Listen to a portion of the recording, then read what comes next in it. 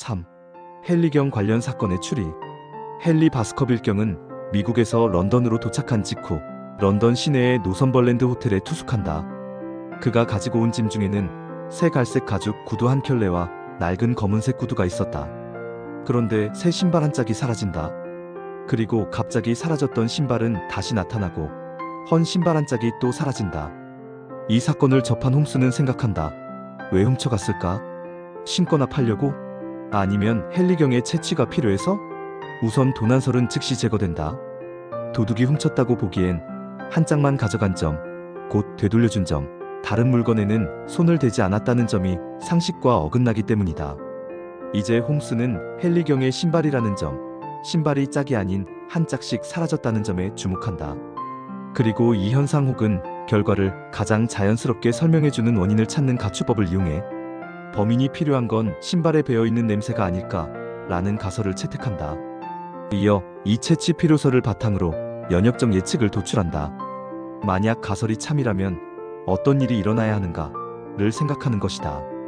예측 1. 새 신발은 냄새가 배지 않아 사용할 수 없었을 것이므로 곧 반환될 것이다. 예측 2. 헌 신발은 냄새가 충분히 밴 것이므로 도난 이후 돌아오지 않을 것이다. 실제로 새 신발은 며칠 뒤 다시 나타났고 헌 신발은 사라진 채 돌아오지 않았다.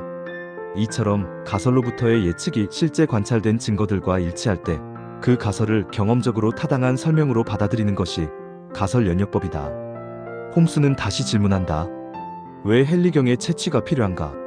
그리고 바스커빌 가문 사람들은 초자연적 현상으로 굳게 믿고 있지만 자신은 실제한다고 믿는 저주받은 개를 떠올린다. 이어 개에게 냄새를 맡게 하기 위한 목적이라고 결론 내린다.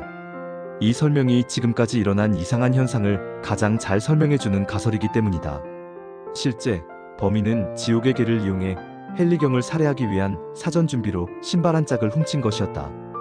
헨리 바스커빌경이 투숙 중이던 노선벌랜드 호텔에 아침이 밝자마자 의문의 편지 한 통이 배달된다. 봉투 안에는 오려 붙인 글자들로 구성된 한 문장이 들어있었고 그것은 다음과 같은 경고였다.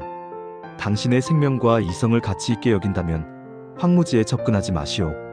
모든 단어는 인쇄체로 오려 붙인 것이었으나 주소와 황무지라는 단어만은 펜으로 급히 적은 손글씨였다. 홈스는 이 단서 하나만으로 편지 작성자의 성별, 지적 수준, 사회 계급, 작성 시간, 신문 종류와 위치까지 상세히 추리해낸다. 홈스는 경고장을 손에 들고 확대경으로 자세히 들여다본다. 그는 먼저 단어들이 신문에서 오려낸 것이라는 사실을 알아챈다. 이어 신문 지면의 종류를 판단하기 위해 글자의 활자체, 인쇄 품질, 종이의 질감과 두께 등을 분석한다. 그리고 단정한다. 더 타임스에서 오려낸 것이다. 이처럼 홈스는 활자와 인쇄 상태를 근거로 신문이 이름뿐 아니라 그 신문의 어느 면에서 잘라냈는지까지도 정확히 특정해낸다. 이는 수년간의 관찰 경험에서 비롯된 풍부한 배경 지식, 즉 귀납적으로 쌓은 정보를 바탕으로 구체적인 결론을 도출한 연역법의 전형이다. 홈스는 이어 유일하게 손으로 쓴 단어인 황무지와 주소에 주목한다. 그는 펜의 움직임, 글씨체의 흐름, 잉크의 잔량, 글씨체의 획을 분석해 다음과 같은 판단을 내린다. 주소는 조잡한 글씨체로 썼지만 더 타임스는 식자층이 보는 신문. 따라서 교육 수준이 높으면서 낮은 척하고 있다. 필체를 감추려고 애쓴 걸로 보아 자신의 필체가 이미 헨리경에게 알려져 있거나 알려질 가능성이 높다. 또한 편지지에서 은은하게 풍기는 향기의 출처가 여성용 향수라는 점을 파악하고 향수 냄새의 농도와 잔향을 근거로 편지가 쓰인 후 얼마 지나지 않아 배달되었음도 함께 추리해낸다.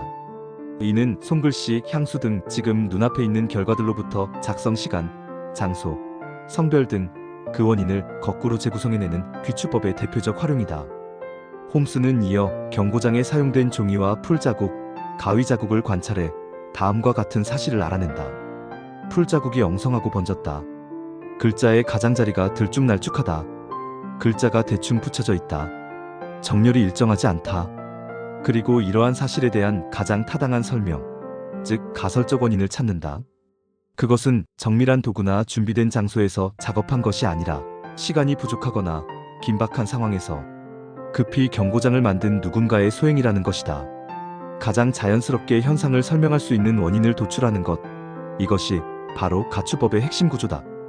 홈스는 이 모든 요소들을 종합하여 다음과 같은 최종 결론을 내린다. 편지는 여성이 작성했을 가능성이 크다. 다만 글씨체를 억지로 바꾸려 한 점과 오려 붙인 신문으로 보아 지적 수준은 꽤 높은 편이다. 사회 계급은 중산층 이상으로 타임스를 구독할 수 있는 경제적 여유가 있는 사람이다. 동정심이나 양심의 가책에서 비롯된 경고일 가능성이 있다. 이 결론에 도달하기까지 홈즈는 가설 연역법을 이용했다. 먼저 이 편지는 여성에 의해 작성되었을 것이라고 가정한 뒤 그 가정이 참일 경우 기대할 수 있는 결과들, 손글씨의 형태, 향수 사용, 정서적 표현 방식 등을 예측하고 그것이 실제 관찰된 사실과 일치하는지를 비교하여 가설을 검증한 것이다.